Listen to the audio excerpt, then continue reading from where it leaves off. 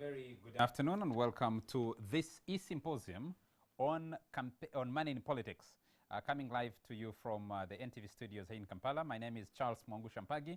I have with me in studio Mr. Henry Muguzi Aliwali. Henry Muguzi heads the Alliance for Campaign Finance Monitoring, ACFIM in Uganda. Henry, very nice to have you. Thank you, Charles, for having me. And like I've introduced, this is an E-Symposium, so we have a large part of our panel joining us virtually from various continents and various parts of this country. I have Dr. Magnus Ohman. Dr. Magnus Ohman is the director for the International Foundation for Electoral Systems, IFES. He heads the regional office in Prague, Czech Republic. Dr. Ohman, do I have you? Okay, we will get him up as soon as we get his link from Prague in Czech Republic. I have from Nigeria, in Anyimba, Kogi State, I have Dr. Patrick Ukase. Dr. Patrick, do I have you? Yes, I can hear you, but the voice is a little bit low. Someone in production needs to ramp that up a little bit. I will be joined. Doctor, do I have you? Welcome to this E-Symposium. Could you share with us how's Nigeria, Anyimba State? Dr. Ukase? Yes, please unmute your audio, your microphone.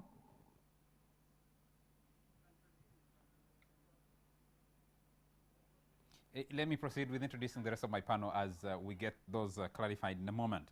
I'll be joined by veteran politician, many would call him, a former minister, former many things, former President General of the Democratic Party, Dr. Paul Kawanga Semogerere, who will be joining us from his home in Kampala via a live link that will be doing that will be linking up to him. He has written a book that we'll be using as a reference for this E-Symposium, Political Party Financing in Uganda, a critical analysis in reference to other countries, which was done in collaboration with the coordinator Adenio Shiftung.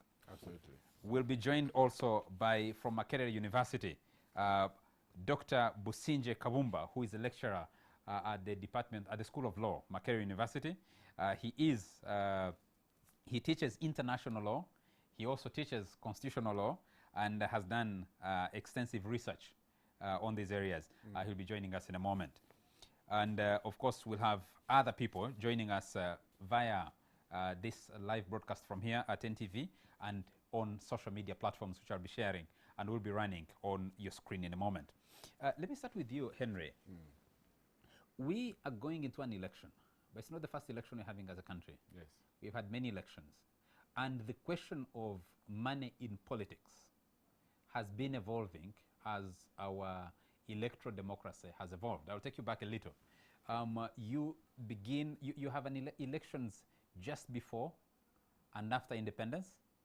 Then you have a lull that runs, I think, from the 1964 referendum on the lost counties.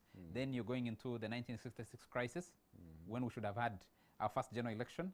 1971, you don't have an election. So between 1971 to 1979, you're under military dictatorship, if you want to call it that. Then you have an election in 1980, December 1980. That ends in a civil war that runs for 5 years. You have a new government in 1986, which doesn't organize elections until a little bit later to expand the NRC in 1987. Then you have the first general elections in the real sense in 1996, though you might want to smuggle in the elections for the Constituent Assembly in 1994. 1993 and 94. So 1996, 2001, 2006, 2011, 2016, and now you're heading into. How has the question of money in politics evolved alongside our struggles for elective democracy? Thank you, Charles. Good afternoon, viewers, wherever you are watching us from, whether it's live on NTV or YouTube or Zoom or Facebook. You raise and bring in a very interesting perspective because it's important to interrogate where does money begin to be a factor in influencing electoral behavior in the country. Yeah, if you look and speak with the people that have been here for some time, they'll tell you that if you look at the first election we had in 1958, we had political parties, obviously, and these political parties, which have been tagged as weekend political parties, because they used to gather, members used to gather over the weekend in Katwe or Nakulaiv and so on. They were sustained by funding from members themselves. So we get to see that the foundation is that people who come to subscribe to these political parties as members finance them. The same story would carry on up to 1959, 60 when we get the second multi-party elections. But if you move fast forward to 1980, again you would see that we had a politics that was premised pretty much on ideas, not money. And then, but we started to see money coming into the picture. I think from 1996, because then it becomes clear that if you have some gifts to give to voters, maybe they can, you can change their thinking. 2001, when we have the regime in office being challenged by one of their own, Dr. Kiza Besigye, the dynamic changes, the playing field changes, and so we start to see money coming to the picture. Now, but it was not so pronounced until all hell broke loose in 2011. You would recall that that election was followed by citizen protests, because the economy was in shambles. Inflation had reached a level where I think for some of us who would go to buy sugar, were buying a kilo at over 10,000. It was too much. And then the question, it later transpired that the reason how we had gotten there is because there had been too much money in circulation, pumped into circulation during election time, that chased too few goods, and so run inflation through the roof. And so I think from 2006, I think we get to see domination of money, but it's been evolving, like you said. 2015, 16, evolving. It has reached now a level where it has actually become a problem. Okay, you at ACFIM put together this E-Symposium. Why now? So why are we doing it now? Yes. One of the democracy in Uganda, you would say easily that it is experiencing reversal movement. And one of the reasons it is in a reversal is because our electoral politics is so commercialized. The people that come to subscribe as members of political parties do so for money. The people that get to offer themselves do so for money, because you wonder why a person that has offered to stand is able and happy to spend much more money than they would actually earn legitimately over the 5-year tenure. And then you get to ask yourself, because the mathematics does not add up.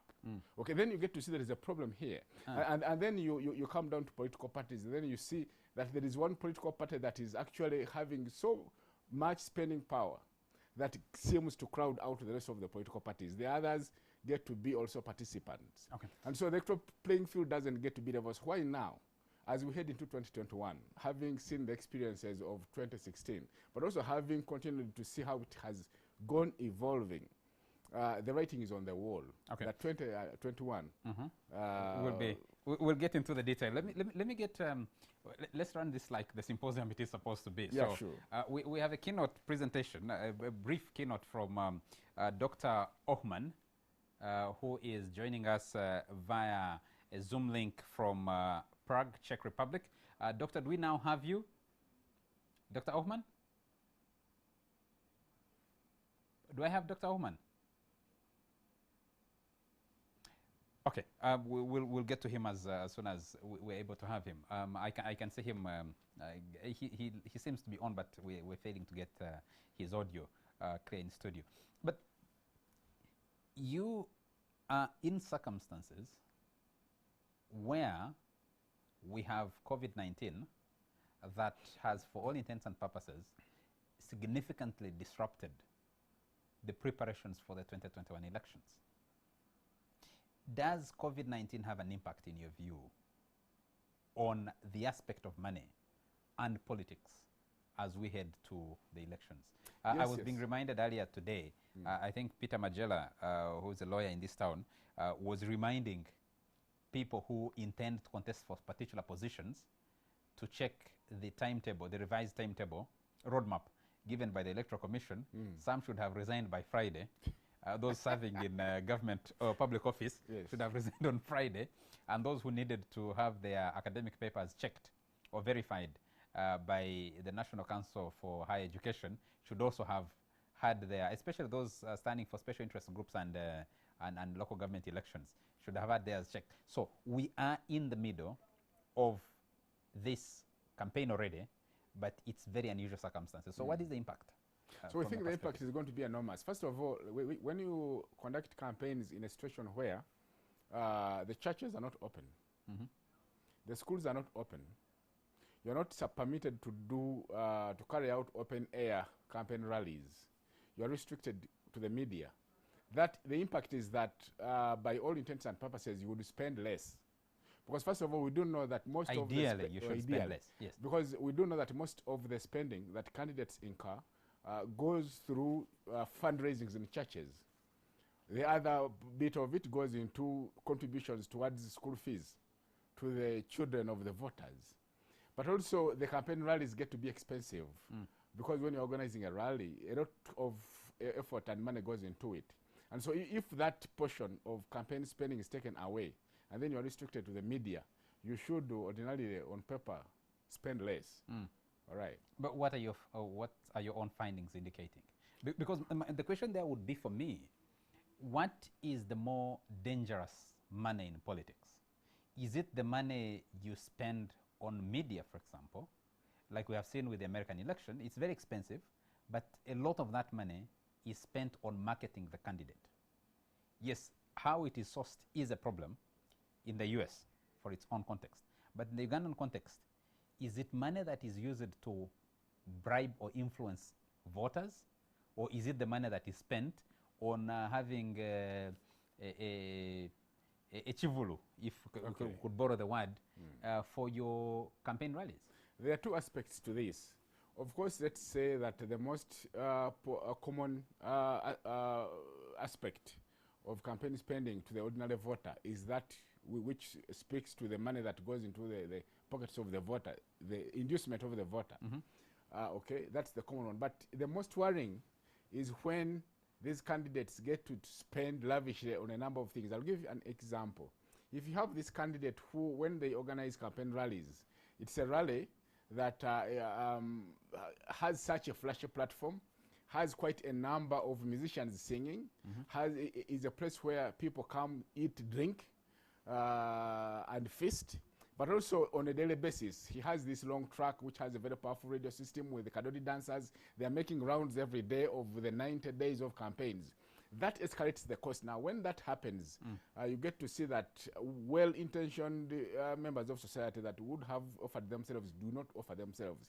But also the candidate himself gets into a situation where herself get into a situation where they are going to spend much more they could ordinarily earn from their salaries and allowances over the 5-year period. And therefore, they get to be boxed in a situation where they are vulnerable to capture. It could be captured by those that want to bankroll their political campaigns for quid pro quo reasons that you get there when you get into political office. Then you are able to make sure that I get all the public contracts.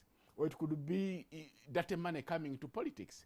And so this is the most worrying one, because once dirty money gets into politics, and the problem with our Uganda is that we never get to know the source of this money, okay? And so the darkness and opaqueness are there no laws guiding declaration of sources of income, of funding for, one, political parties as organizations, but also for candidates contesting for political office? The only laws we have had until now are laws that require political parties to submit to the Electoral Commission details of their, expenses and income and expenditure over a 12 months period, the audit reports. Okay, that's all the only law we have been having, but that speaks only to the routine operation of political parties. Now, when it comes to election campaigns, is that under the Political Parties and Organizations the Political Parties and Organizations Act. But when it comes to election campaigns, we would not have any provision in law that mandatorily requires candidates and political parties to mandatorily disclose the sources of the money, let alone reporting on it. So how much did you use? Where did it come from? What did you spend on it? That is completely devoid. And if you look at other electoral jurisdictions where they have this, they have managed to control the negative influence of money on electoral outcomes, they have also introduced caps to the fact that there is a limit beyond which you can't go, however much you are resourced as a political party or as a candidate. Now, those we don't have here. And so in the absence of those legislations, in the absence of the requirements for disclosure and so the lack of transparency, you get to see that anything happens when a candidate is outsourcing their campaigns. And so this is not a good situation to be in as a democracy, because like I said, that money gets into politics, corruption gets to blossom and thrive. And the reason that happens is because the candidates get to be captured, and one way of getting out of it is to let me go back to the question I'd put to you earlier, Henry. For me, the bigger question is, candidates or people seeking elective office complain that the bigger problem is you are trying to literally buy the vote. To influence minds by putting up flashy adverts on TV, putting up well, how would I put it? Yes, those very extravagant campaign rallies with a bed being pulled on a truck, with dancers at the back, with a public address system, flashing your message. Is that as toxic to democracy as where a candidate is, for example, organizing a rally, and that rally is being attended by 20,000 people, and they have to organize 10,000 shillings of transport refund? You talked about a meal. Or you are a political party, the ruling party in Uganda, for example, and you're gathering 8,000, 10,000 of your national council, which is the highest political body of the ruling party. You're gathering them in Nambole Stadium for the next 2-3 days, and you're paying them, apart from accommodation and meals, you're also paying some money in form of transport.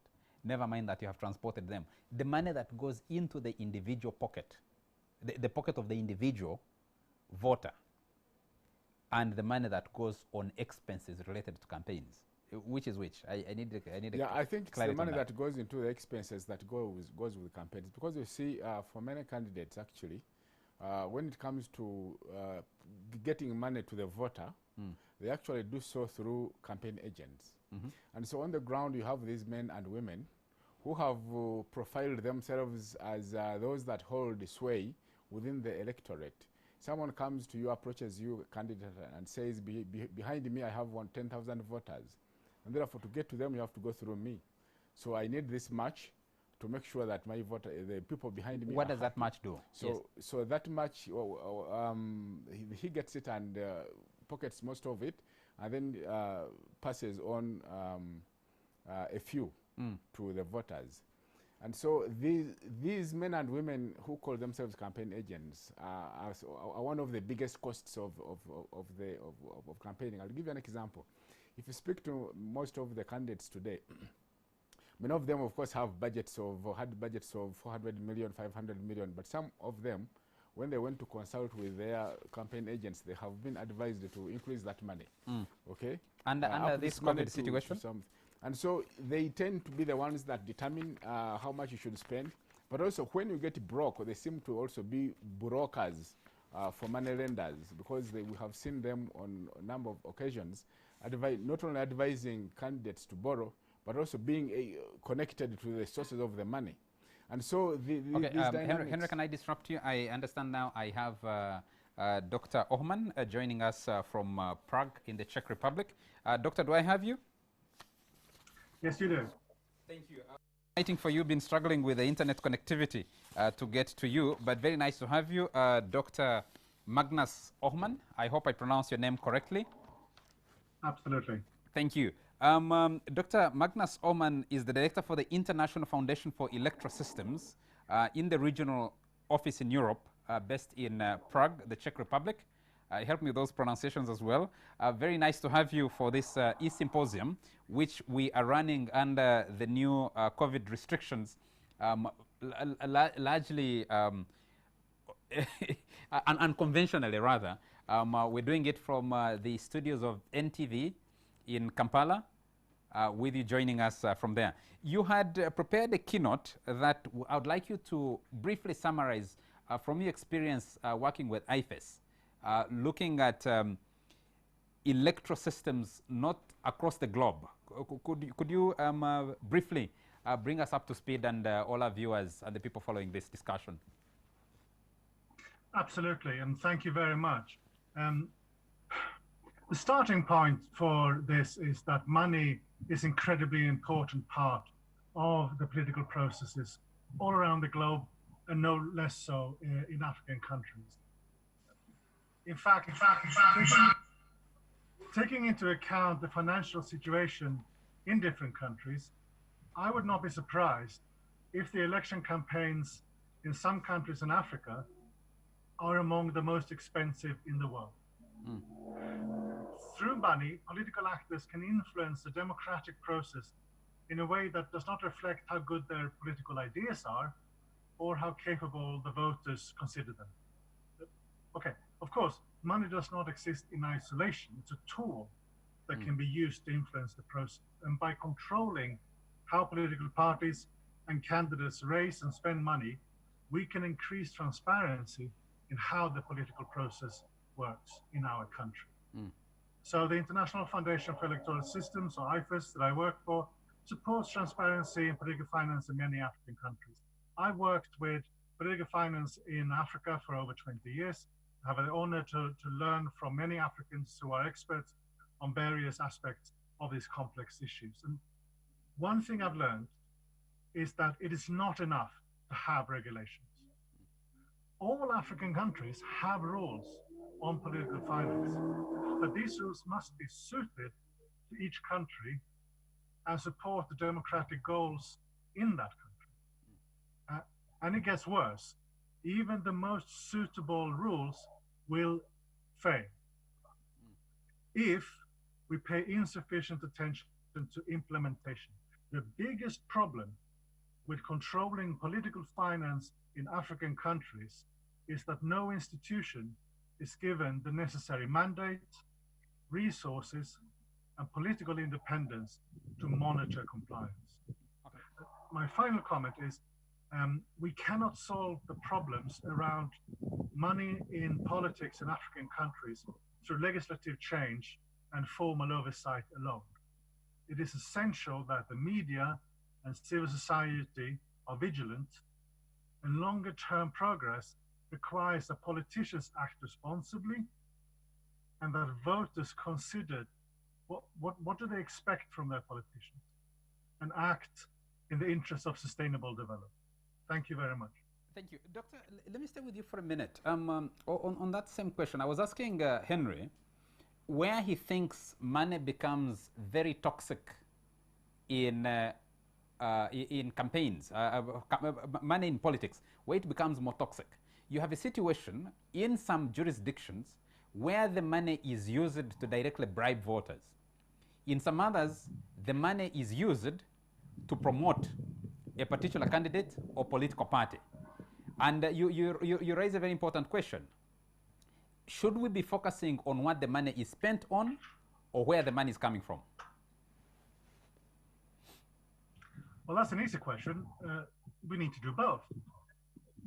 If someone wants to represent the people, if someone wants to govern our country, we need to know where the money comes from, because that person will in one way or another have a connection and possibly a dependency on those who fund their campaign. We also need to know how they spend this money. If they spend it on regular campaigning, that's fine. all election campaigns cost money, right? This is not about trying to get rid of money, because that does not work. But if they spend it on things like bribing voters, influencing the process, we need to know, and we need to be able to vote for someone else and possibly put that politician in prison. Okay, now that was the easier question. Maybe the harder question is, where you have incumbent governments spending money which they do not necessarily account for or tell you its source, and those governments are responsible for enforcing the source of financing for parties in the opposition. How do you deal with that conundrum? Because political parties in Uganda, for example, and on most of the African continent, will tell you, I tell you my sources of financing, the government is going to go hard on the people trying to give me a contribution, be them local business people or international friends or other people. When the government's own sources of financing are fused with state resources, how do you deal with that? Well, this is a real problem, and it is a very complicated issue that we have been dealing with for many decades. And it's finding a balance between the right of actors to campaign proactively and have a very engaged debate with the voters. But at the same time, the voters have the right to know where does the money come from. So there are a number of things that we need to have in place. We need to have legislation that requires both all actors to be transparent in their financing. We need to have legislation that stops whoever happens to be incumbent from using the powers of the state to target opposition individuals or their supporters. We need to have public institutions that say, I'm not going to be involved in anything that is not in the interest of my institution and therefore the interest of the people of my country. And we need to have media and civil society that monitor such activities and make it clear to show to the people and indeed the international observers and actors that this is happening in our country. We need to have all of these things in place to be able to solve this issue, and it does take time. Thank you. I just needed to bring you up to speed. We also have a colleague from Nigeria, Dr. Ukase. Dr. Patrick Ukase is joining us from Nigeria, Enyimba State, in Koji State. Enyimba. Anyimba or Anyimba? Enyimba. Okay, Anyimba. Doctor, do I have you? Dr. Ukase? Do I have Dr. Ukase? Yes, good day. Yes, Dr. Ukase, very nice to have you. I wanted, yes, so we already have Dr. Magnus Ohman. We've just been listening to from him. I hope you heard what he was saying. I have Henry Muguzi from ACFIM in Uganda here in the studio, but I'll also be joined by Dr. Businje Kabumba, who's a lecturer at Makerere University School of Law, and Dr. Paul Kawanga Semogerere, a veteran politician, now retired, and a former presidential candidate in 1996, who also be joining us. Unfortunately, we don't have women on the panel. I can see Dr. Semogerere there ready to join us. Give us your experience from where you sit in Nigeria. I know you have spent time and you've written papers on money and politics. And when it comes to the African continent, I don't want to isolate it to the African continent, because money is an important factor in politics across the world. The Americans have tried to skirt around it. They haven't succeeded, because now the money is going through vehicles that are created specifically to fund the campaigns without linking it directly to a particular candidate. Could you share with us, from your experiences in Nigeria and on the African continent, what, in your view, is the problem that we need to be dealing with as regarding money and politics on this continent? Well, thank you very much. Let me take it from where Dr. Oman stopped. Like he rightly said, the issue of money in politics has been a recurring decimal in politics, particularly in Africa. Of course, there are extant laws and regulations trying to govern how political parties get money and how they also spend these monies. In Nigeria particularly, we do not lack laws that tries to explain how political parties get money, the limit or the ceiling of the amount of money they should raise for each election. For instance, in the 2015 elections, all the political parties surpassed, in terms of generating money for campaign, all the political parties surpassed, the ceiling that is put, particularly for the presidential elections.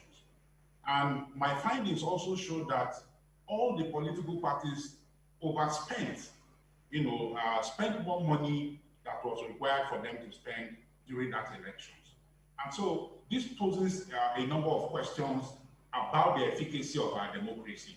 Once political parties generate money the way, especially ruling parties, get illicit money from contractors, drug barons, and so on and so forth. And so once we are able to track the way political parties get money and how they spend it, our democracy is going to be in a dire, problem.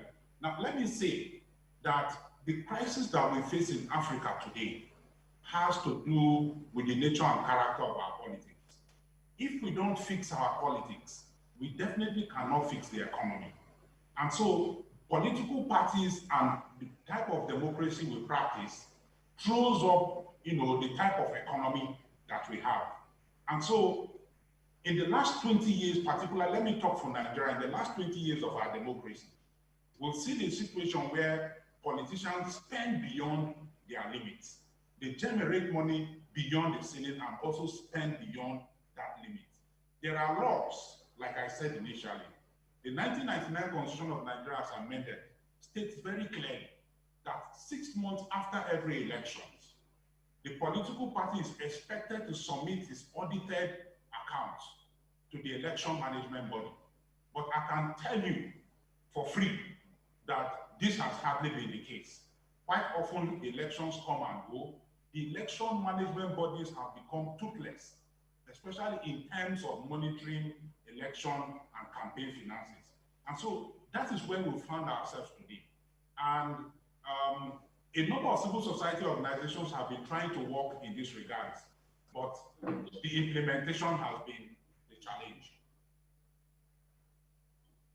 Isn't the electoral management body empowered enough with those laws to demand that that accountability is done, that the source of financing is made clear? And I put this to you specifically because, unlike Uganda, you've had opportunity to change government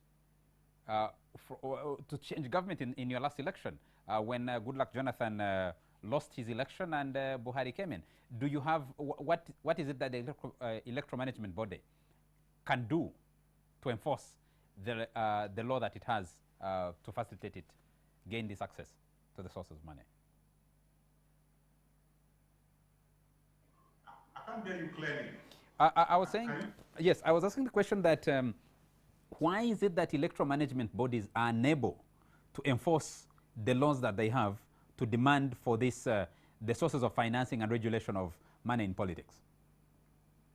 I think, personal opinion, I think that election management bodies in Africa, particularly in Nigeria, lack the capacity, lack the technical know-how to be able to monitor election finances.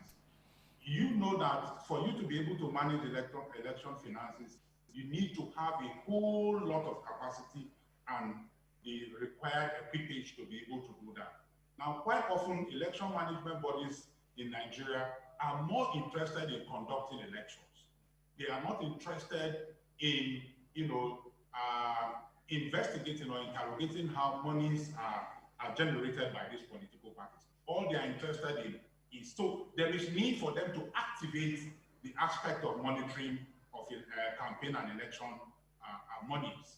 As long as they don't do that, it becomes difficult. So in Nigeria, what election management bodies have been doing in the last 20 years is to conduct elections. In fact, even election malpractices, people that are involved in vote buying, some of them are arrested, and quite often you find that it is even difficult to prosecute any of them. For the last elections that took place in 2019, I'm not aware of anybody that has been prosecuted for vote buying or whatever. And so that is the situation that we found ourselves today. Thank you. Let me see if I have Dr. Paul Kawanga Semogerere. Do I have him? Do I have Dr. Paul Kawanga Semogerere? Yes, Dr. Kawanga Semogere, very nice to have you. Can you hear me? Thank you. May I know who you are? Yes, my name is Charles Mwangusha, and we are coming to you from the studios of NTV here in Kampala. We are on this E-Symposium on money in electoral politics in Africa. I hope you had the opportunity to listen in to Dr. Magnus Ochman joining us from Prague in the Czech Republic. He heads, he's the director in at IFES, which is the alliance. IFES is the international Foundation for Electoral Systems, which is a global body. We also had just heard from Dr. Patrick Ukase, who's joining us from Nigeria. He lectures at a university in Nigeria. He's just been speaking to us. And I have in studio Henry Moguzi from the Alliance for Campaign Finance Monitoring here in Kampala. And we also have online joining us Dr. Businje Kavumba from Makerere University. Now, Dr. Semogere, you ran a political party, the Democratic Party, for some years. You've been active on the Ugandan political scene for the last, I can say, maybe 50 plus years in this country.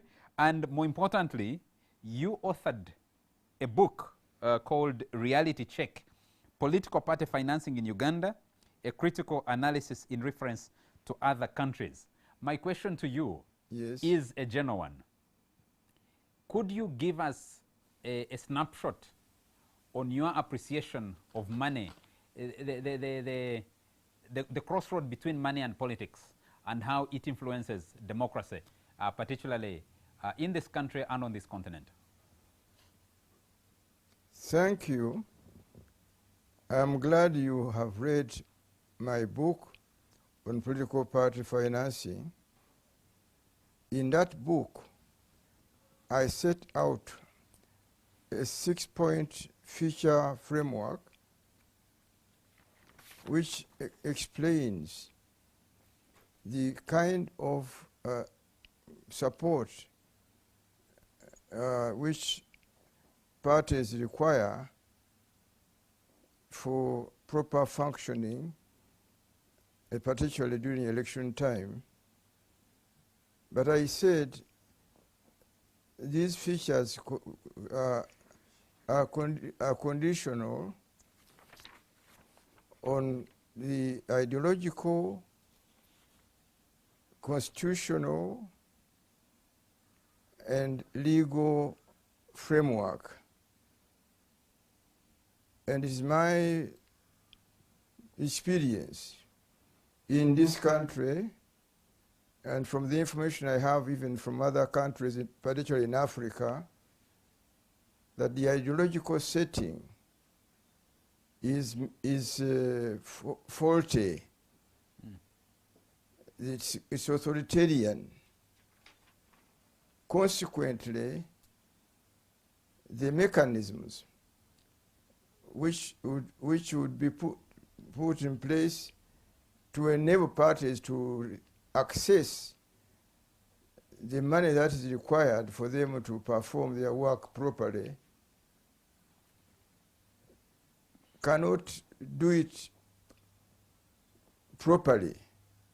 These conditions are subject to authoritarian control. When leadership is not convinced about, for instance, multi-party dispensation in a country, it will use all the power it has to make it very, very difficult for the opposition parties to freely access money, even from their own members, let alone from those who are better off, say, in business, but depend very much on working harmoniously with the government at the time. So my conclusion is that we must start with the ideological, constitutional, legal framework to liberate political parties in this direction of receiving and utilizing money for their activities and particularly for election time. And coupled with that, are for instance, the administration which manages or controls the financing. In this case, in this country here, the Electoral Commission, if it is obligated to do what the government directs in this regard, there is a problem of that body not acting independently and professionally in its management of the financing of the political parties. So the problem starts there. There is a major question, Dr. Semogerere, and I want to pick it from point number 3 of the 6-feature model and its recommended application for Uganda. In your book, you say, you talk about sources of controlled funding. And under this, you have 2 sub-points. One, you say the principal source of public funding should be the treasury, money going to the political parties. That is happening in Uganda, depending pro rata on representation in parliament. Do you think that is that fair to other political parties that are emerging? That's number one. Number two, you say, in addition, voluntary contributions in a formalized and transparent form should be attracted through the various mechanisms of tax incentives, e.g. tax rebates for political contributions made as is the case in South Africa. And I want to pick this from the point you just made. It's difficult to mobilize money from members subscribing to political parties themselves. It's harder to get money from those who are better off running businesses. Could you explain how you navigate through those 2 issues and how you can help functioning of healthy multi-party politics in this country? Well, now, the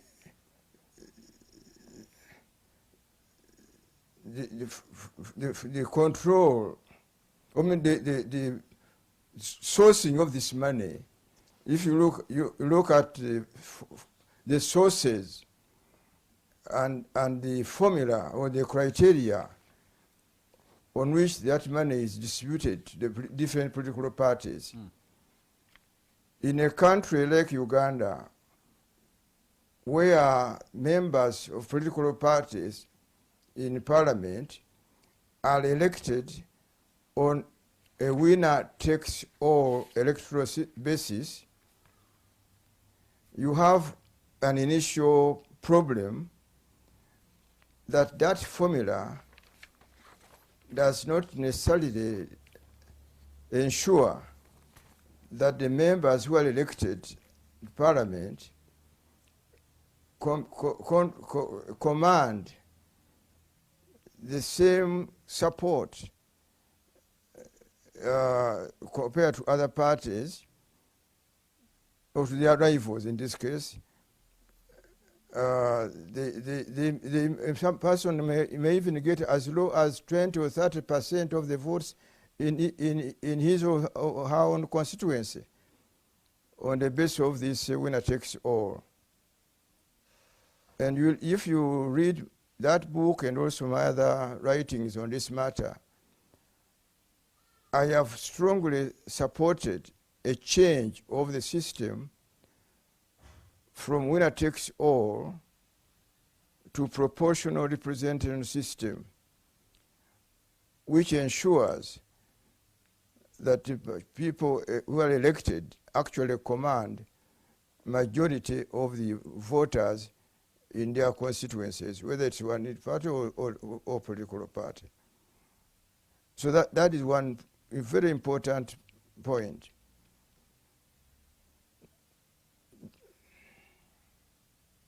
Kavumba online, I need to get Dr. Businja Kavumba on. Dr. Semogerere, I'll be coming back to you in a moment. Dr. Businja, do I have you? Yes, please. Thank you very much for joining us. Dr. Businje Kamamba, you are a constitutional lawyer. You are also a lecturer in international law. The bigger question that's coming up since we started this E-Symposium is regulation of money in politics through the law.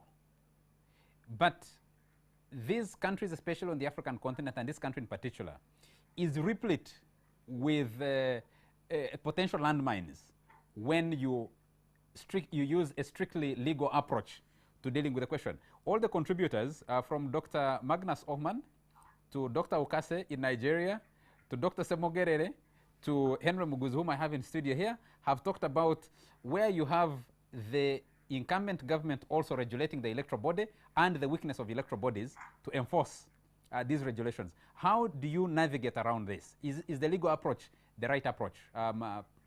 Creation of laws. Thank you, Charles, and my regards to esteemed panelists, many of whom are my senior colleagues. Now, I think the legal approach is important, but as colleagues have said, one has to take into account the question of ideology. And I think Dr. Paul Kawanga Semogere, hit the nail on the head when he mentions the idea of the ideology, the constitution, and the laws. Now, just taking it from the ideology, I'd like to sort of take it a little bit further. The question of law and society. So we have this constitution and we have these laws, and I think Dr. Magnus also touched on this a bit, and also Kase. We have this set of laws, but you also have society. You have Article 79 that says the role of parliament is to make law. But at the same time, if you go to many of our societies here in Uganda and you ask what is the role of a parliamentarian, the answer you'll be given is to contribute to weddings, contribute to funerals, to pay school fees. So there has to be the question of how do you harmonize the law in the books and the law in society, societal norms, values, and aspirations, as envisaged in Article 126, Clause 1 of the Constitution. There is that disconnect. And while Dr. Paul Kawanga talks about the ideological issue, I think there's the question of societal norms and values that have to also be contended with. Now, so related to that is then the question of incumbency. And it's also linked to a point Dr. Kawanga made about the question of the nature of our state, the nature of an autocratic state that then is reflected in the implementation of laws or lack thereof, and then the power of incumbency. And so it becomes very difficult, even with a perfect legal system. If you have an electoral commission, for instance, that has been appointed by one person based on longevity in office of the one branch, that then also has affected the nature of knowledge, the entire judiciary. The High Court, Court of Appeal, the Supreme Court has now been appointed by one person. That challenge the nature of the state itself in the question of patronage and the question of the military or the autocratic nature of that state then permeates into all other fields. I'll just mention one last point, Charles, related to everything I've said. You have the question of direct expenditure that you can perhaps control, but there's also a question of indirect expenditure. Historically, there was a question of privatization that opened up monies available to certain persons who could then exercise patronage through parastatals. That was then replaced by districtization, where you had districts being given on the basis of certain forms of demand. Now, sort of navigating the distinction between legitimate districts and districts that are created as a form of patronage, often just before major electoral events, can be very difficult. The most recent now is the question of cities. And I had, for instance, the Right Honorable Speaker telling constituents in Ginger that, look, initially there was a certain X amount of cities contemplated, but I insisted that Ginger must also be a city. So privatization, followed by districtization, now followed by questions of granting of city status. So the power of incumbency, the question of law and society, I think, questions we must contend with. Charles, thank you. Thank you, Doctor. I want to stay with you for a moment because you raise two very critical things, two critical issues rather. Number one is you talk about the evolution we didn't arrive at districtization and now creation of cities.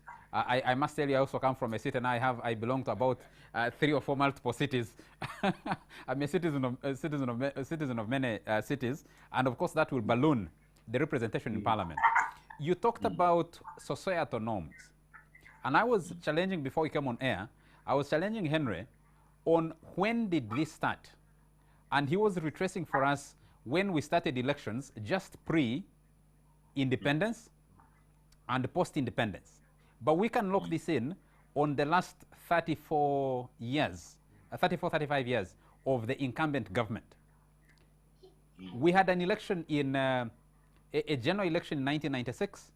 We had election for the Constituent Assembly in 1994, 93, 94. We had an election for expanding the NRC in 1987.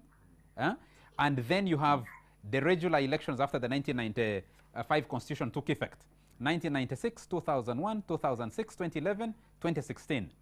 And in each of these elections, research done by ACFIM indicates that the question of money has been growing exponentially. In fact, in one of their latest reports, ACFIM says the cost of contesting for a political seat has risen so high that this study estimates contestants for Member of Parliament in 2021, the coming election, to spend upwards of 500 million shillings, which is about 135,000, I don't know what exchange rate you're using, 137,000 United States dollars. This creates for me the link between the pressure from societal norms and the absence of the law, or deliberate pouring of money into the electoral process to poison the minds of the electorate in order to influence their vote. Can we look at that a little bit? Two related questions, Charles. There's the pressure from society, which is legitimate at some point, because if you think of in Kenya, it's in Uganda, if one would say, oftentimes there's an absence of the state in its welfare sense, the absence of districts, the absence of hospitals, the absence of schools, the insufficiency of those critical institutions, and the overwhelming presence of police and other security agencies. So the Ugandan citizen fundamentally experiences the state in its coercive sense, in its coercive form, rather than in its welfare sense.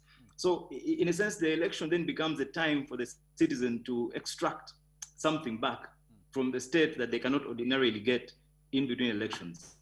So there's that sense of it is unto it, to use the expression by Makela. So there's that societal pressure from below. But at the same time, and I think this is where there's also at some point a coincidence of interest between the parliament and the executive. And sometimes it's very difficult to be a Ugandan, frankly. Often the very first agenda item of all parliaments in Uganda has been increasing their emoluments. And on that issue, but it's across the board, across, there's no partisanship. We're having a bit of a difficult connection with Dr. Businje Kabumba. Which, of course, if you trace back enough to cover the loans they have incurred towards the elections, etc. So we're trapped as citizens. We're trapped between a rock, which is the executive, and a hard place, which is parliament. And frankly, extricating ourselves from this dilemma can be very, very difficult. But I mentioned one last point, Charles. In this coincidence of interests between parliament and the executive, and I think the COVID crisis really demonstrated this very much. When it comes to financing, you then have the effects of this. And for instance, the attempts to amend the laws in July 2019 that were passed in March 2020, the Presidential Elections Amendment Act and the Parliamentary Elections Amendment Act. In both cases, you did not quite have regulations of expenditure. What you had were regulations of sources, and there are no prizes for guessing really who are being targeted. Yes. You had in the recent amendments increasing nomination fees. So you have elected representatives, making it difficult for opposition candidates, particularly, to have a fair shake at the table. And finally, Charles, is a question of constitutional question, and this touches on what Dr. Kawanga said. There is a constitutional design flaw, I think, in the 1995 Constitution. Article 59 on the right to vote is in Chapter 5 on the representation of the people. You do not have a right to vote in Chapter 4, which is the Bill of Rights. So in this sense, electoral justice has been removed from the normal traditional Bill of Rights. And I think that's problematic because in a sense, we don't then think of the right to vote and right to political participation in human rights terms, in access terms, in demand terms. What I think should be one step towards constitutional reform in this area is to have the equivalent of Article 81 of the Kenyan Constitution, which makes it clear, general principles of electoral reform, and makes it clear as one of the principles that the idea of non-corruption, non-influence, non-intimidation is an aspect of the right to participate and the right to vote as a constitutional matter and as a human right matter. Thank you, Charles. Thank you very much, Dr. Businje Kavumba. Gentlemen, we only have a panel of, they call it a mano, because we only have men on this panel, on this symposium, contributing to this discussion.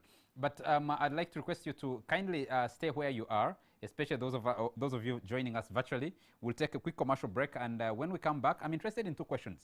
In 1996, an election in which Dr. Paul Kawanga Semogere participated as a candidate, the form of influencing politics then, the vote, was in actual items purchased. Pieces of soap, sugar, salt that were bought in bulk, packaged in sizes, so you have a bar of soap sliced in tablets, and then packaged and delivered at the homes of the voters, and counting the voters. The closest that comes to me in this election is what you have had provided by COVID. Who is distributing posho and beans to voters, and how that will influence their choice in elections when it comes to 2021. And Dr. Businje Kavumba raises something very interesting. These reforms that are being proposed in 2019, passed earlier this year, who do they target? Because it's not just those in the opposition.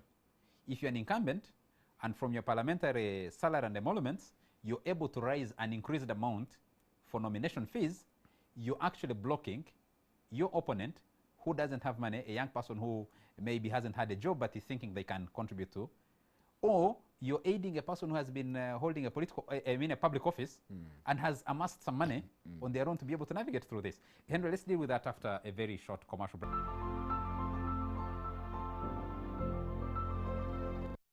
More than you do. They hijack it. You're still watching this E-Symposium on money in electoral politics in Africa. We have a very varied panel, and I need to clarify one thing. I have been talking about it since we started, that we don't have a female representation on this panel. It's not by design. ACFIM did invite and got confirmation from as you have seen on the adverts promoting this discussion, and if you see on our social media platforms, we expected to have from the ruling National Resistance Movement and also a member of government, the Honorable Dr. Ruth Nankabirwa, joining us during this discussion, but for some reason she was unable to join us, and efforts to find a quick replacement haven't yielded much fruit since yesterday or the other day, and she didn't nominate someone to sit in her position. So from a government perspective and from a gender representation perspective, that should have been catered for. My name is Charles Mwangusha-Mpagi.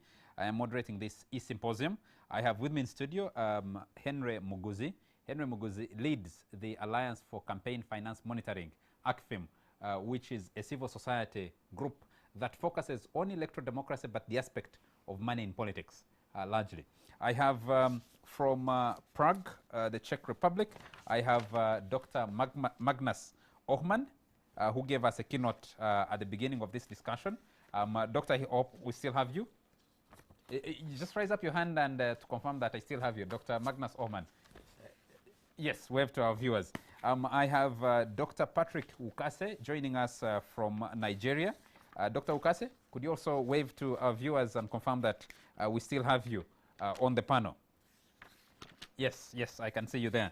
Dr. Ukase teaches at Koji State University in Anyimba. I hope I pronounced that correctly. I have joining us from Rubaga, veteran politician now retired and former leader of the Democratic Party, also former presidential candidate, Dr. Paul Kawanga Semogerere. He's written a book, which I've been referring to here, Reality Check, Political Party Financing in Uganda, a critical analysis in reference to other countries. And he has a what does he call it? Let me see. A 6-feature model. And its recommended application in Uganda. Thank you, thank you. I also have from Makerere University, Dr. Businje Kabumba, who teaches constitutional and international law at Makerere University. Dr. Businje, do I still have you? I think I still do. Yes, you've put up your hand. Henry, let me come back to you. This evolution, 1996, and I want also Dr. Semogerere to come in. You have an election where the influencing of voters, apart from what everybody agrees, money must be spent to access these voters, to sell your message to them, to reach them through normal financing. A part of its toxic nature, and I think Dr. Businje Kabumba talked about it very well, is where you have the state abdicating its responsibility to provide social services and amenities to the population, and the voters in a way deciding to take their chance when you come around looking for their vote. So they extract their rent now and do not mind what you do with the vote they have given you over a period of 5 years, which I think is the bigger problem. How did we evolve to where we are? That now you just don't need to hire the best public address system, make the best adverts, especially now under COVID, where the election is going to be largely on media and virtual. I mean, the campaign is going to be largely via media, the various media platforms, to where you need the voter is looking at you and saying, okay, give me what belongs to me now. I don't care what happens once you have been elected. And the MPs, the elected leaders, turn around when they arrive in parliament and begin complaining, I'm paying school fees, I am treating everybody, my car is the ambulance, I have to buy a private ambulance for my constituents. Yes, the state has abdicated its responsibility through these elected political leaders. Absolutely. From the lessons of 1996, where they were delivering gifts in real form, in kind, to 2001, when it was a combination of both money and the ruthlessness of the structures of the state. But I think when you look back, the real turning point comes in 2016. 2006, you have the country going back to multi-party democracy. You have competition from parties such as the Uganda People's Congress, the Democratic Party, who are used to the terrain. And then you have this NRM party, which is young. It has never tested the terrain of multi-party, but they have all the access to sources of funding.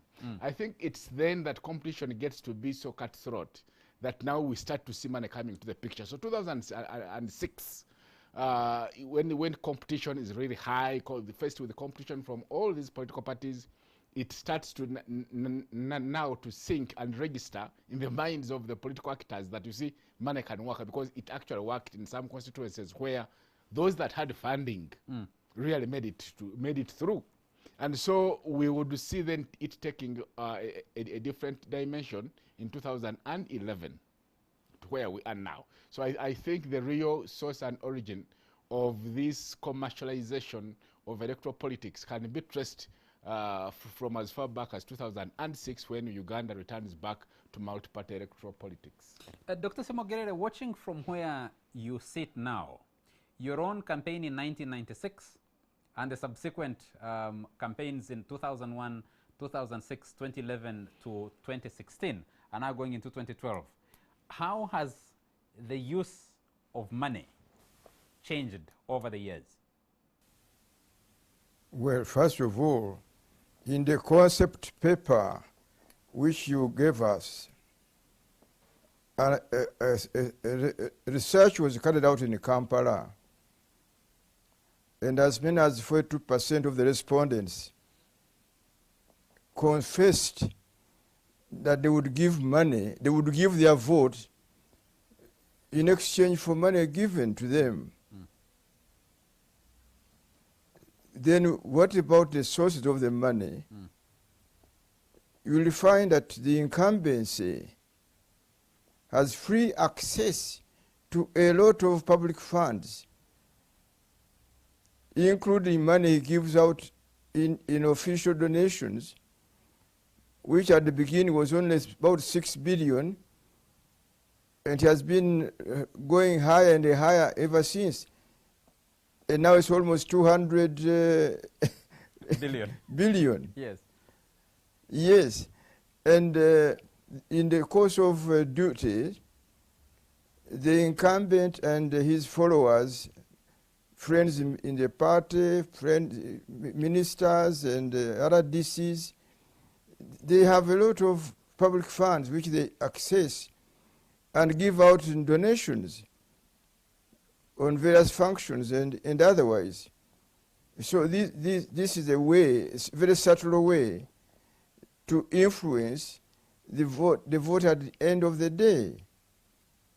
But now it's not only a question of money, which explains the election results in Uganda, not only in 1996 and now, but even before.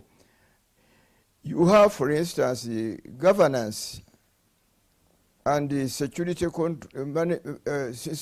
agencies.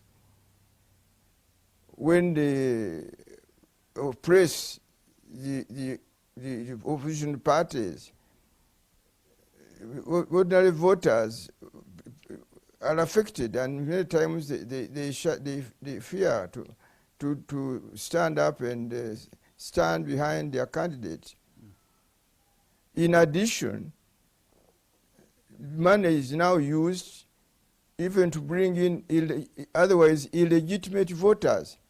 In 1996, people were ferried in from Rwanda, and other people were registered multiple times.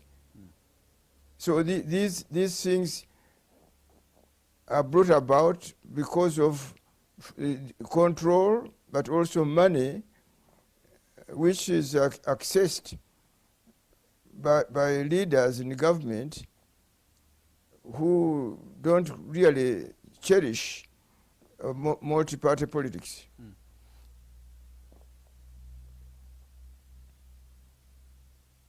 About earlier, and everyone else, I think, was commented, has talked about it. There is that opposition fear that if the law and the electoral management body is controlled by the government, is not really independent, yes, then the opposition suffers if it receives money from well-wishers because they will be easily targeted. How do you propose a navigation around that fear? Especially, if I use the example of Uganda, the ruling party dominates parliament. So the law that it passed that Dr. Businja was talking about, was referring to, is a law that those in a dominant position in parliament have sway over. The opposition parties, even the state funding that they receive is pro rata on the number of MPs that they have. So the ruling party has the most number. It also officially gets the most money from the state, officially. 2, it is in charge of the treasury, and Dr. Semoge is telling you, as we speak now, the president has a kitty of 200 billion Uganda shillings to give in presidential donations. It's been growing over the years. So how do, when we are advocating legislation, creating regulations, how do you navigate those fears of the opposition? Dr. Ohman? I see Dr.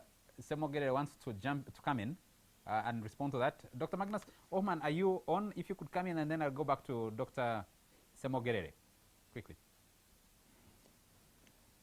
I think in this case, we need to get together and look at the failings occasioned by constitutional lapses. I think it is necessary to change some of the laws which affect the setting up of institutions in charge of managing elections and overseeing the financial expenditures, including that of the incumbents. Other advanced democracies, like in the case of Germany, there is actual control as to how much a person can, how much money a person can give to a political party, to control it, to stay within limits, so that that person cannot in the end take away the autonomy of the party as a whole, and more or less treat it as a personal property. And the state itself is detached from day to day, even from making appointments of these people who manage, so that there is that independence of the professionals who are in charge of controlling the financing.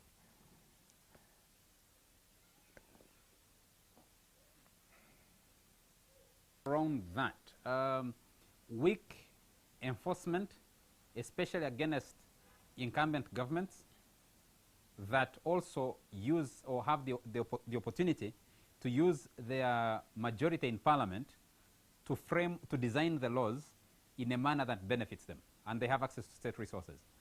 How would you advise opposition players to deal with this? Dr. Ohuman? Yes, I can see you.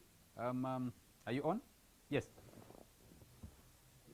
And I want to just agree with what was just being said about the importance of strong state institutions and a separation between the state and whatever party that happens to be in power. As long as those two are merged, we can pretty much pass any laws we want, and it's not really going to change the situation. It's when state institutions can say we do not accept this type of behavior by any political actors, that enforcement of political finance regulations become possible, and that also other state institutions will not act in a way that includes, for example, abuse of state resources. And I think if we look at other countries, Germany was mentioned, the main issue there is there are rules, fine, but the main thing is there's a clear separation between the political parties and the state itself. So that is a key aspect to address in this particular situation. Dr. Ohuman, let me stay with you for a moment. Democracies are now pointing in the direction of digital solutions for campaign finance disclosure and reporting. In the case of Uganda, where disclosure requirements are coming for the very first time, how prepared should electoral management bodies be, in your view? And let me put just a little bit of background to this. The law in Uganda provides the Electoral Commission, which is also the registrar of political parties, to receive audited accounts of political parties, a declaration of audited accounts of political parties every year. Compliance in this country has been difficult, but as activists like Moguzi will tell you here, even accessing those declarations where they have complied is difficult from the electoral management body. So do you think there is a solution in the digital world to access this information? And number two, absolutely. Yes, and number two, Doctor, if you could also share with us from your perspective, if there are any opportunities that come with COVID-19 where the electoral management body in this country has advised that all campaign, or has decided that all campaigns will be done largely virtually on the media. Yeah. Okay, so first of all, we must realize that the technological opportunities available to us now will not fundamentally change the very difficult issues that we have been discussing through this entire event. these fundamental issues of politics and how politicians and the voters engage with each other are not altered by the availability of new online tools. However, there are significant advantages. I'll stress two main ones. One is transparency, the fact that you can get this information from parties and candidates, you can make it available to the people, to media, to civil society in a much more user-friendly way than you could if it's just on paper. So if I want to know if a certain individual has made a donation to any party, I should be able to go in and search for that information. This can play a significant role in helping to increase awareness about these issues. The second aspect of that is that with online data, it allows us to control the accuracy of financial reports in a much better way if we can cross-check what comes in from a party or a candidate with what is available in other data sources. So, for example, in tax records on customs, and so on. Of course, this depends on the quality of the data records we have. If people are not paying tax, then the tax records are not going to tell us very much. Secondly, thank you very much for raising COVID. I've been discussing this a lot with people in Africa as well as outside, and I think there's no doubt that there will be a difference in how things will work. I think in one sense, the difference in Uganda and in Africa will be smaller than in other parts of the world, and in another sense, the impact may be bigger, right? I think it's quite likely that the impact of campaigning may be more limited than we've seen in other regions. In some parts of the world where everyone is online pretty much all the time, there's been a habit of online campaigning also before the situation. We may see a significant shift in the campaigning activities by political parties and candidates. I'm far from sure, but I am expecting that in a number of African countries, the type of campaigning will not alter that much in the current pandemic. However, where we are likely to see a very significant change is in the economic impact of the pandemic. In many African countries, a lot of people are suffering economically, financially, because of the pandemic. That makes them more vulnerable for being targets of vote buying and similar activities that we've been discussing about. So I think there's a significant risk of increased mishandling and misuse of resources in that respect. Thank you. Could you share with us from Nigeria any impact you foresee because of COVID-19 on the political landscape in your country and the countries that you study, specifically on the question of money in politics? Dr. Okase?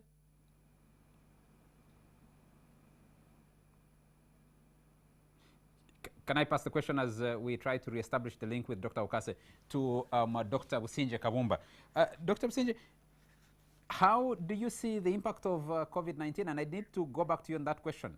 If you have weak regulators like we talked about, enforcing these tougher electoral laws, and we're suggesting that we make them even tougher, how do you navigate? You don't have declarations of audited accounts for political parties in this country.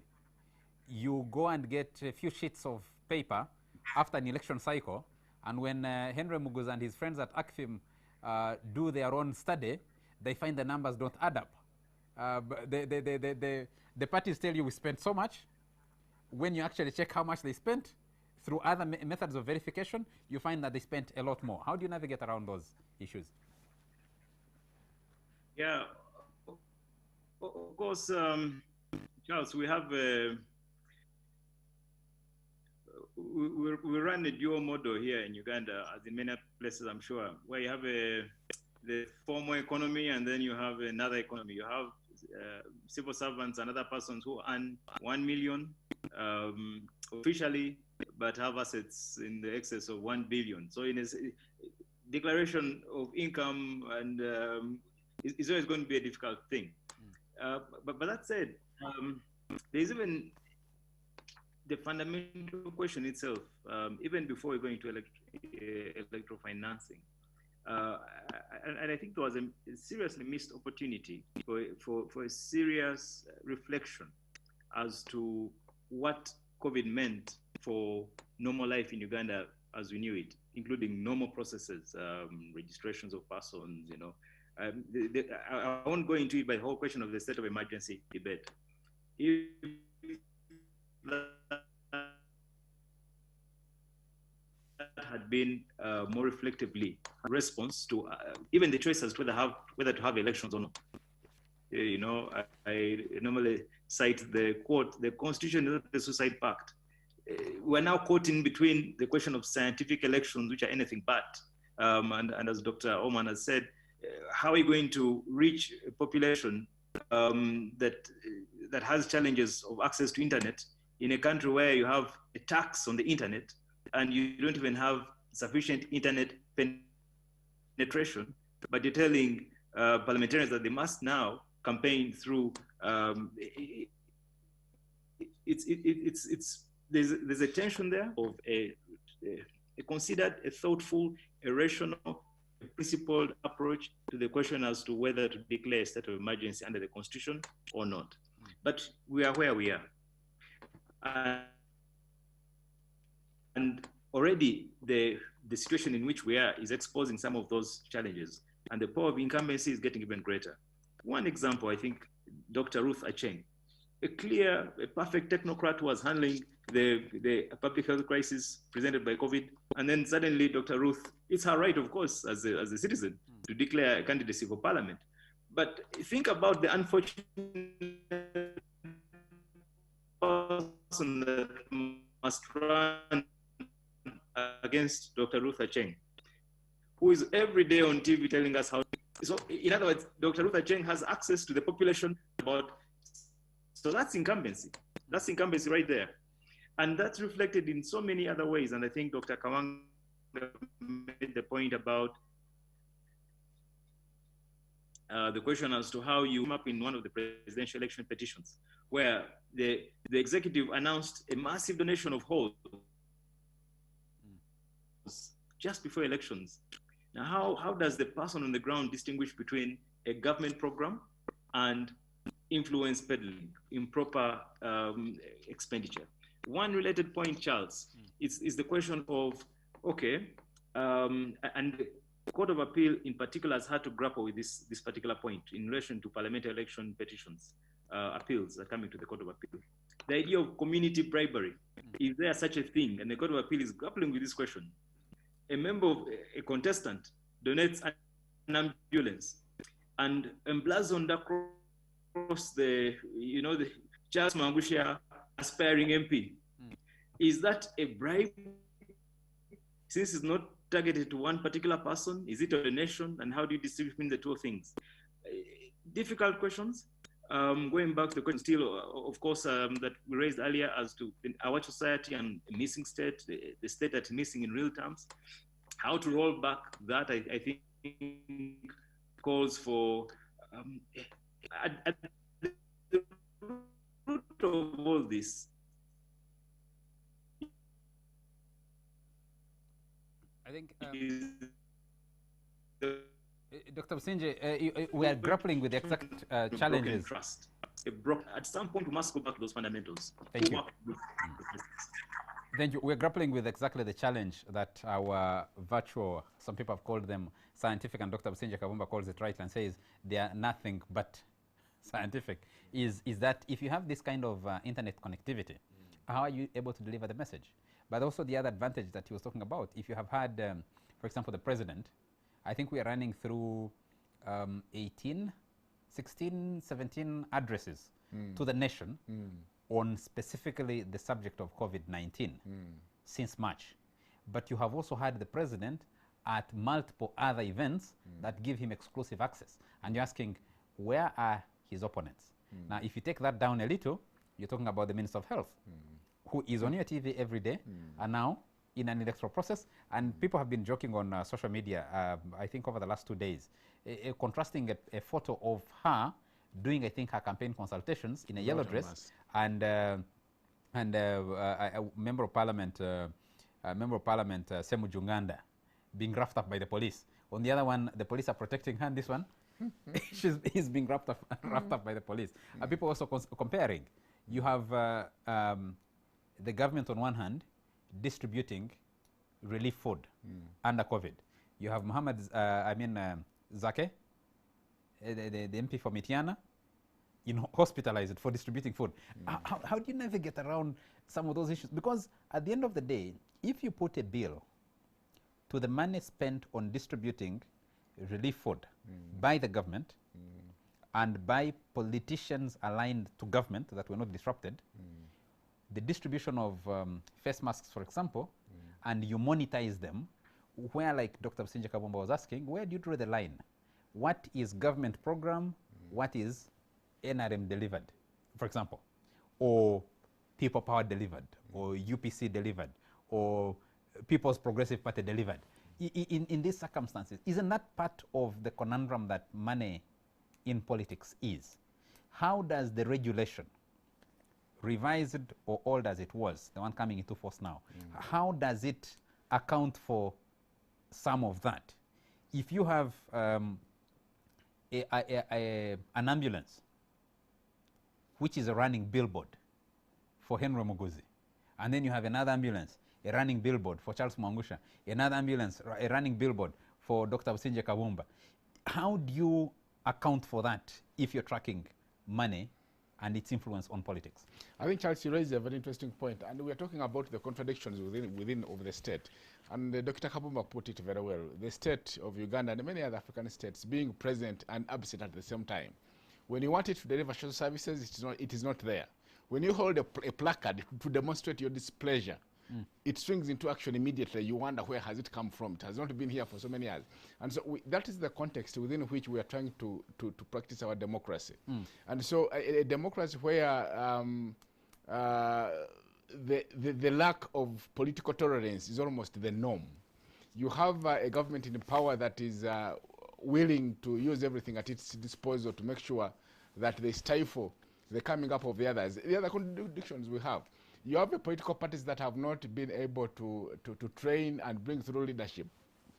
And so in a situation where one political party is quite strong and the other, because it leverages the presence and access to many state resources, and others that have been refused the chance to stand, let alone mobilize, you have these contradictions. And so when it comes to funding, the others who have been starved as well of the sources of funding, and one which has access to plenty, you see these dynamics.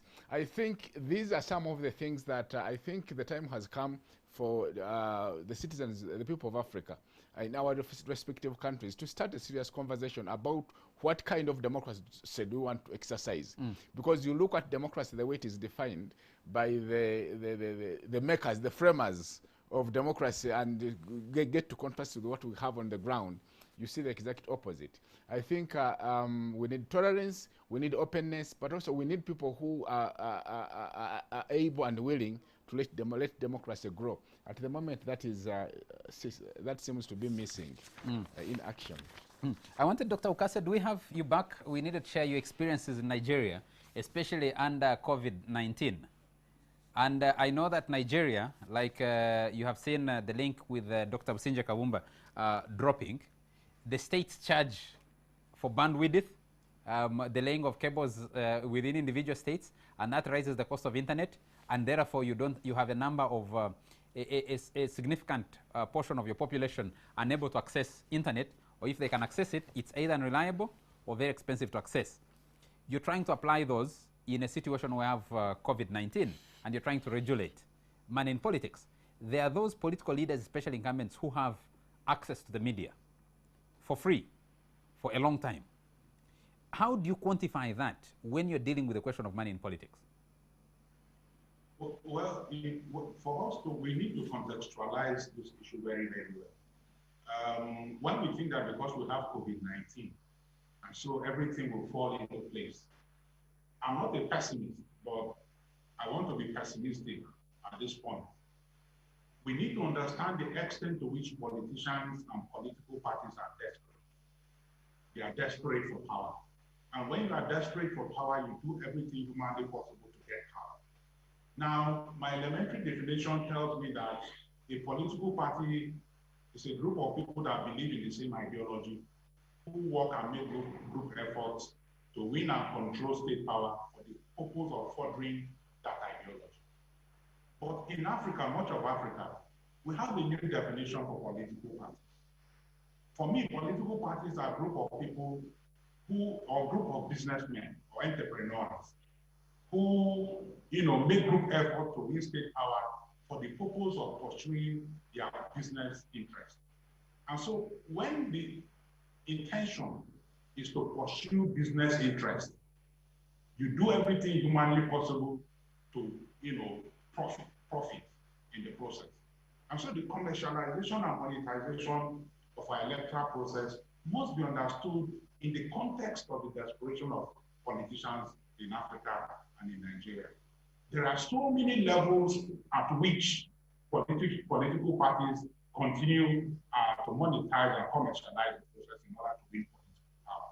And I do not think that because we have COVID-19, all of that will change. There is a saying that because birds have learned to fly without perching, men have equally learned to shoot without missing.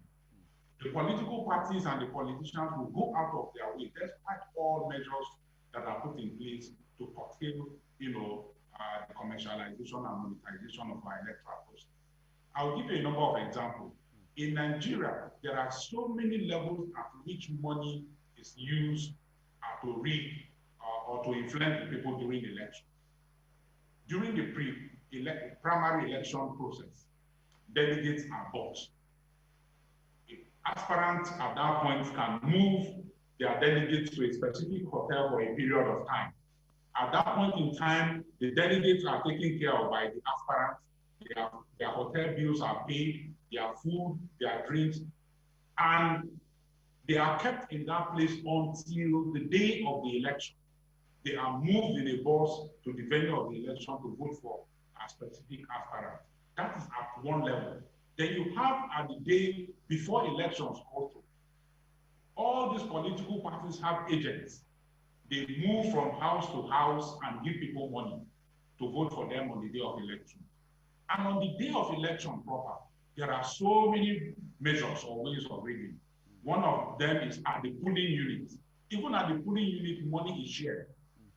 The polling agents representing election management bodies at that level are also influenced by money. When you go to the World Collection Center and to various levels of collection of results, you find that money plays a very important role. After the election results have been announced, political parties that feel that they were cheated approach various courts. At that level also, money still plays an important role in the judicial system. At this point, politicians try to bribe judges in order to get judgment that are favorable to them. So these are the levels at which elections are rigged. These are the levels at which politicians try to influence either the voters or those who are involved in conducting elections. And so now we have COVID. Particularly, we have two elections that will take place in Nigeria, in Edo State and Ogun State in the next 1-2 months. INEC, the election management body, has continued to say, please, because of COVID-19, political parties should use various electronic e-platforms to conduct their campaigns. But I can assure you that nothing will change. The politicians will still, like Dr. Oman said, the politicians still have agents that will visit people in their houses. They still have, on the day of voting, voting is not going to be done online. People will still go to polling booths to vote. And they have agents in polling booths that will continue to share money to the already pauperized citizens of Nigeria. A number of citizens are now impoverished because of COVID-19. So many people could not, do their businesses. And in the last 3-4 months, they do not even have money to feed their families. And this, provides a better opportunity for the politicians, even more than before, to rig or to influence the voters. So for me, I am worried that with the advent of COVID-19, we are likely to even see the politicians influencing voter behavior more than before. What can we do in the present circumstance? Dr. Oman has provided some suggestions. And I think we talk about implementation. We have extant laws. Quite often when these things take place at the polling booths, you find that even law enforcement agents find it difficult to react. Quite often, these things happen in the full glare of law enforcement agents. And so there is need, we just have to keep going back to law enforcement. There's need for law enforcement agents to begin to prosecute people that are involved in the commercialization and monetization of our electoral process. But beyond that, I think the civil societies have a very, very important role to play in tracking how political parties get money and how they spend the money.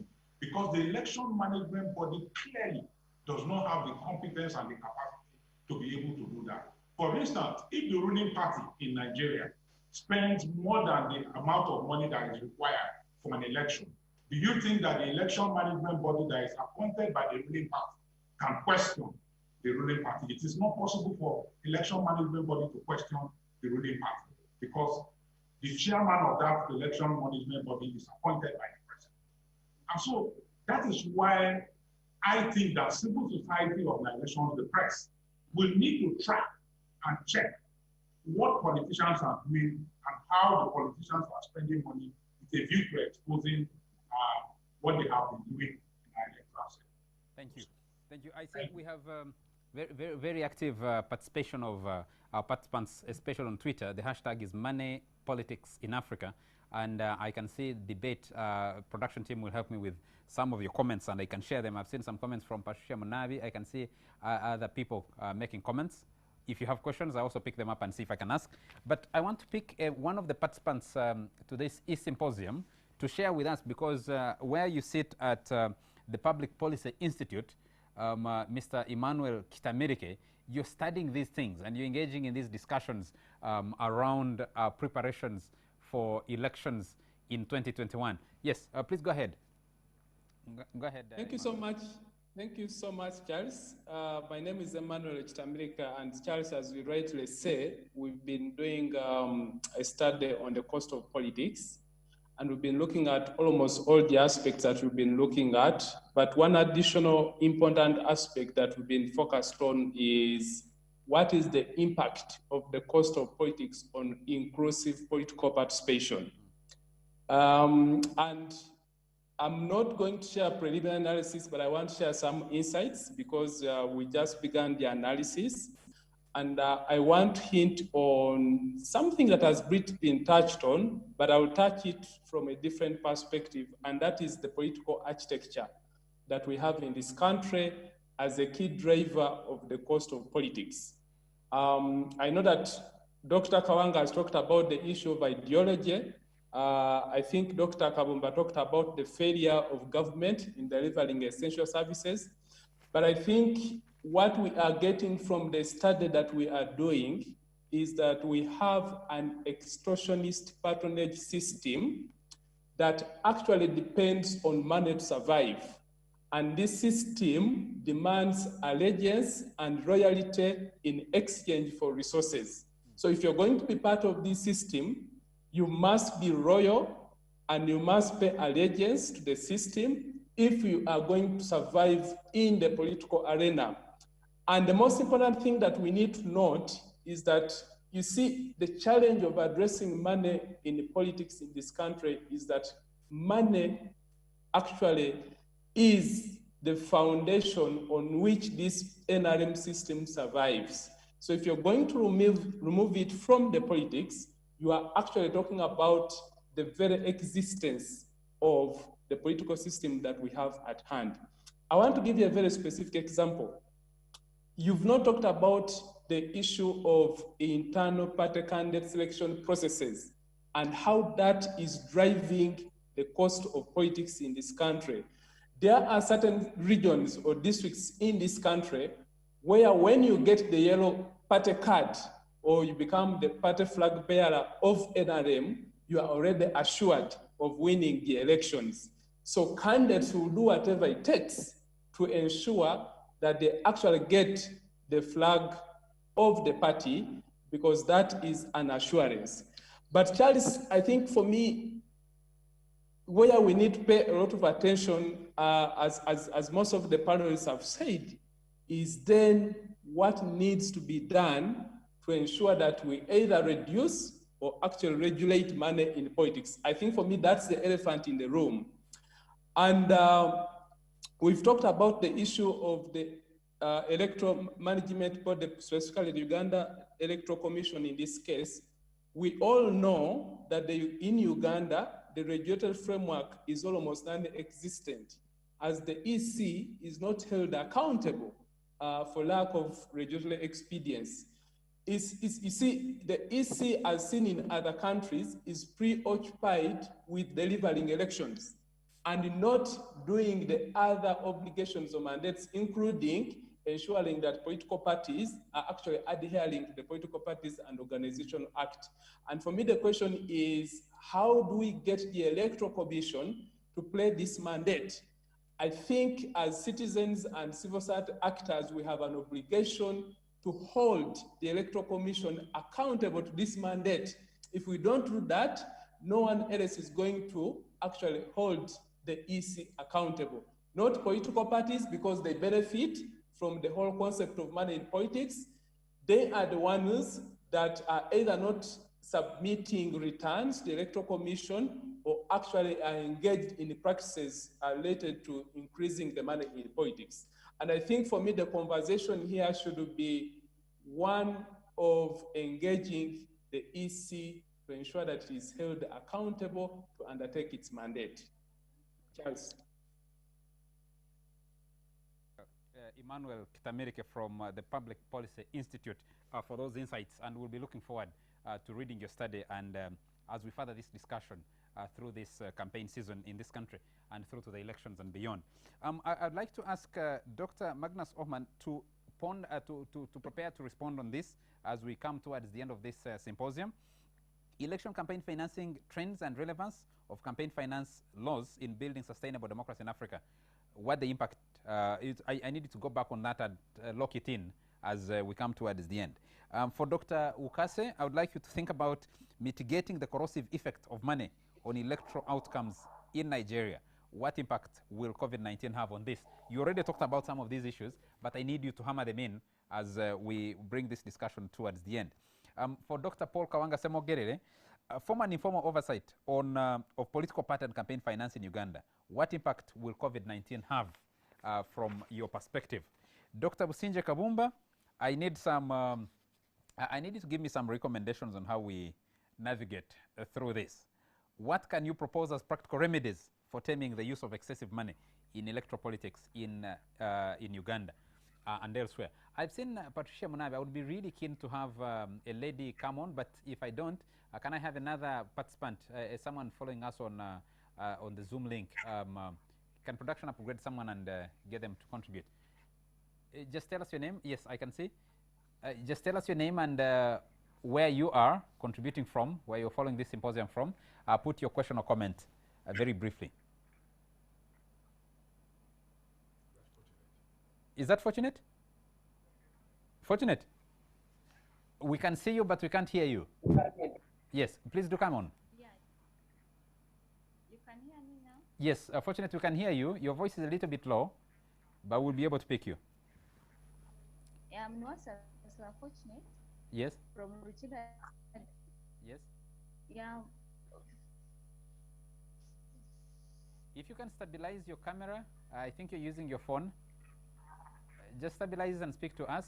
The people in studio here, the producers, will try to increase your volume a little bit from here. Go ahead. Go ahead, Fortunate.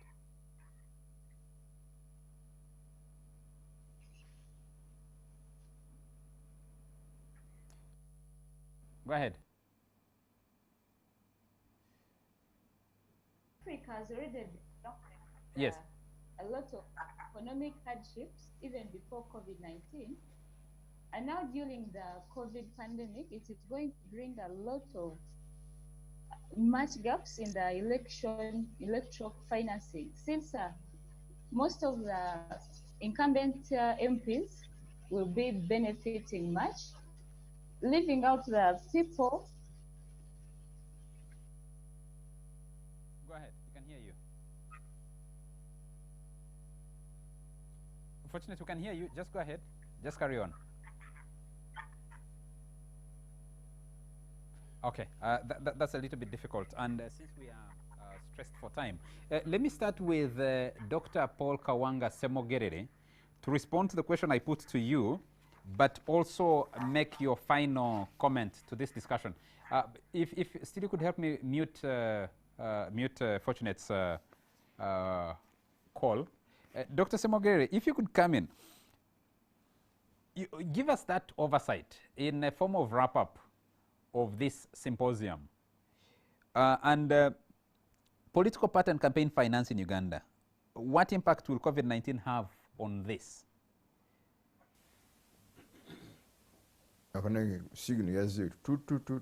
Okay. Dr. Semogerere is not hearing us, but we can hear you.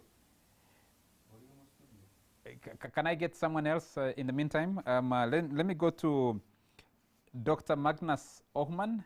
In form of your closing or concluding remark, to speak about election campaign financing trends and relevance of campaign finance laws in building sustainable democracy in Africa, what the impact may COVID-19 may have on this. I know you have already spoken about this, but in a kind of closure, what would you share with us? Well, Charles, I think the final points I'd like to share is just wrapping up a little bit of what has been said so far. Using state resources and the resources of incumbency, which I also think was the comment that the woman was making before it was cut out. I completely agree that law enforcement is incredibly important, but I also think, as was said, civil society and media have an incredibly important role to play here. We must remember that there is not that much evidence that strict regulations actually solve these problems in the longer term. Vote buying happens, abuse of state resources happens because people are responding to it. It can be an effective tool in the short term. If we can remove that as not being an effective approach, it will go away. So we need to consider also the demand and the supply side of politics. I want to briefly agree the issue of candidate selection within parties before the election is incredibly important. I talked to a lot of MPs in Kenya and politicians who all said that they spend more money on being made the candidate of the party than they spent on the campaign. And we must then remember that very, very few countries in the world have regulations and even less oversight of money in the candidate selection process. And the last point I would make, I completely understand that it was not possible for technical reasons to have women on the panel today. That's completely understandable. We do need to have a clear gender perspective on the issue of political finance, because it does have a very significant difference on the role of women and men and the opportunities, especially for women, to participate equally in politics. Thank you. Thank you very much, Dr. Magnus Ohman. Can I have Dr. Patrick Ukase, also your concluding remarks, and if you could speak, mitigating the corrosive effect of money on electoral outcomes in Nigeria, but broaden it to speak to the African continent's perspective and the impact of COVID-19. Well, thank you very much. We've been able to look at all the issues and a number of recommendations made. But I think that it's important that we started talking about this thing. One area that even researchers have not dwelt so much about is on tracking campaign and election funding in Africa. Also, we've not been able to talk so much about the commercialization and monetization of our politics. I'm glad that we are doing that today, and I expect that we'll continue to put this thing on the front burner. But like I said, there is need for us to continue to conscientize our people. There are a number of groups that can keep doing this conscientization. One, I keep emphasizing the role of civil society organizations. I continue to emphasize the role of the press in mitigating the corrosive effect of money in politics. Civil society organizations, church, religious bodies, and so on and so forth must continue to enlighten their people as to the effects of, allowing money to influence the political process. As this group do these things, it is also important that, we election management body, not election management body here, observers. Quite often we have election observers coming to monitor elections, observe elections. They need to make their findings on this issue very, very pertinent. Even as they make their findings on these issues pertinent, it is important for them to quite often, the issue when they come to monitor elections, what they talk about mostly is the activity at polling units on the day of the elections and so on and so forth. But it is important for them to also track before the elections what happened, how did political parties raise their money, how did they spend their money. If election monitoring groups can also assist in doing this, it is going to go a long way in mitigating the corrosive effect of money. But like I said, COVID has actually redefined the way we are behaving, the way we are doing things, and the way we are organizing ourselves. But for elections in Africa and in Nigeria, I do not see COVID helping to change the narrative. Rather, the politicians will continue in their old culture and tradition of ensuring that they buy elections, they purchase elections, they influence voter behavior for their own selfish and personal advertising. Thank you very much for having me. Thank you very much. Thank you very much, Dr. Patrick Ukase. Can I have Dr. Businje Kabumba? Proposals, practical proposals on remedies for taming the excessive use of money in electoral processes in Uganda. Do I have Dr. Businje Kabumba? Okay. Dr. Semogere, do I have you finally? You are not hearing us, but we were able to hear you previously. So if you could make your concluding remarks on this topic that we've been discussing, but specifically link it to COVID-19. Yes. I start where I started before. Yes.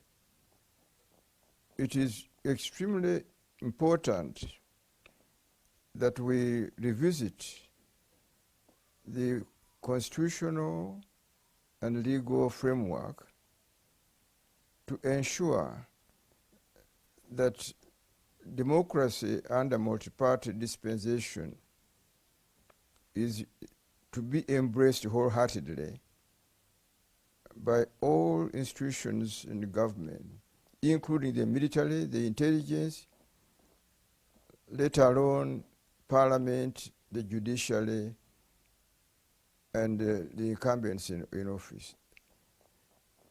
Then, when we've done that, ensure that the body or the authority which oversees, which controls the funding, is totally independent, and its integrity is beyond the question. We have to learn from other countries which have done this very well. And in Africa, I think Ghana is a case in point. South Africa is another. And outside Africa, we look at Sweden, for instance, and other countries which have taken the trouble to insulate the management and of elections, the overseeing how financial engagements are carried out, where the money is sourced from, when they can also enforce limitations on the part of the incumbents on the extent of financial donations they give out directly and indirectly. Then we have to make sure that the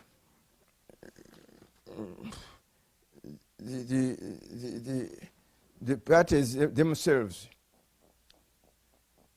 are they are insulated from external infiltration, because beginning with the failure to embrace multipartyism, it's been a problem in this country, and I'm sure in many African countries, for leaders in government to infiltrate political parties in opposition by giving money quietly, not openly, and that money is not investigated. I think those are some of the areas which we've got to look at. Kawanga Semogerere. Can I have Dr. Businje Kabumba? So maybe, sorry. I'm afraid. The electoral system should be changed from winner takes all to proportional representation. Thank you very much. I think that you make a very important point there, and you've been emphasizing that.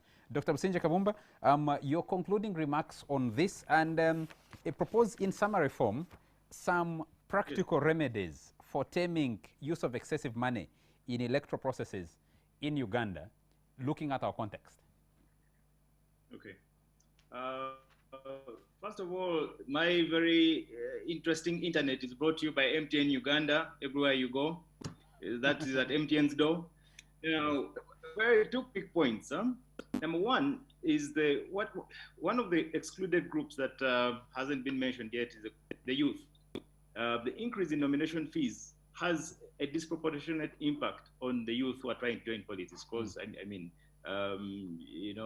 usually they are starting out in life, and so that is an important point to have in mind. And at the same time, very cynically, a week ago or 2 weeks ago, the cabinet passed a resolution to increase, to provide for 5 representatives of the elderly, and I think one commentator said 70% of parliament anyway consists of older persons. So there seems to be an attack on younger persons in Uganda, which should be looked into. But in terms of moving forward, Charles, what is broken with electoral financing in Uganda is what is broken with Uganda itself.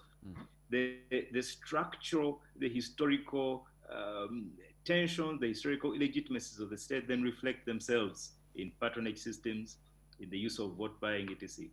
So I think it's a question of first principles, and to solve this question as to solve so many others, it's a question of first principles. Very practically, for instance, if you compare the accountability, the very high rate of accountability when it came. Oh, we're being betrayed by your to interesting contributions internet. towards the for COVID funds with the central government. By MTN Uganda. Yes. So I think finally, no, I think that has failed, Dr. Businje Kabumba. Those are the challenges that we have. There are many areas that activists need to focus on, including this quality of internet, because we're told we are operating on 4G. We're actually not sure that we're actually operating. In actual fact, we might be operating 2G. Okay, Henry, we're pretty short of time. Dr. Businje Kabumba, I apologize to you on behalf of NTV and ACFIM, and of course on behalf of MTN Uganda for these mishaps. But Henry Muguzi, if you could wrap this up for us. This is a discussion, this is an area you've been interested in as ACFIM since you were established. Yes. Where we are going into another election in 2019, in 2020 rather, 2021, sorry. We are now in 2020. 2021, we are already along the journey. We are only looking at the destination, which is supposed to be between January 8th and February. Yes, and February. Could you wrap this up for us? Where do we stand on the question of money in politics, and specifically the question of the impact and implication of COVID-19? I think one of the things we have achieved now is to make this an issue of public concern. Because today, if you are to rate the top 5 issues of concern for electoral democracy in Uganda, you'll find this issue. And particularly, quite a number of citizenry and political actors have come to realize that commercialization of politics is actually a problem for our democracy. you have had the president personally coming out to speak about it. That we have. What we haven't done, I think, is to make sure that we get those institutions that are mandated to do this, to do their work. For example, we talk about the Electoral Commission, and repeatedly so, when they get to narrowly interpret their mandate to mean only organizing and conducting elections. The other role that speaks to being the de facto political finance regulator does seem to be ignored, which is why today you will not find it easy if you went to access money, access information about the audit reports and other, submissions that have been made by political parties from 2015, 16, 17 to date, in order for you to be able to adduce scientifically about what were the sources of funding, the funding we saw that was unprecedented in 2016.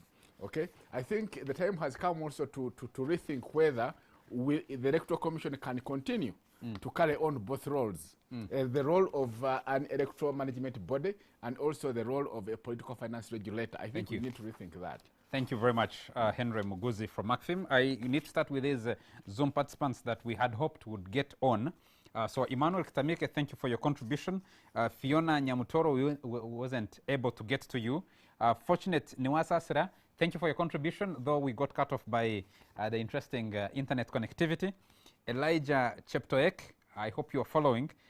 This discussion should continue on the social media, on the other social media platforms that we have, especially on Twitter. The Twitter handle is still available, so the debate can continue until we have the next discussion. Raphael Ojakol and John Meheise, I hope you're following and your contribution can be captured on the social media platforms. I'd like to ask all of us and thank in a very special way Dr. Businje Kawumba of Makerere University School of Law for your contributions in this discussion. Dr. Magnus Ohman, Director at the International Foundation for Electoral Systems, IFES, at the regional office in Prague, the Czech Republic. Dr. Patrick Wukase from Kogi State University in Nigeria, Anyimba. Very nice to have had you in this E-Symposium, and especially not saving, I think saving the best for last. Dr. Paul Kawanga Semogerere, thank you very much, not just for your contribution to this discussion, but also for your contribution to the politics of this country and its governance questions over the very many years. We really appreciate. From me, I'd like to say thank you to the production crew that has delivered this discussion to you, and especially the guys who provided us the live link from Dr. Semogere's house to be able to have this E-Symposium. The debate on our journey towards the 2021 elections in these interesting times of COVID-19 will continue right here at NTV and on the other where we get partners like ACFIM to have and raise these discussions, but also encourage you to continue with the debate. From me, Charles Mungu Shampagi, it is a nice Sunday evening, and wish you a very good week ahead.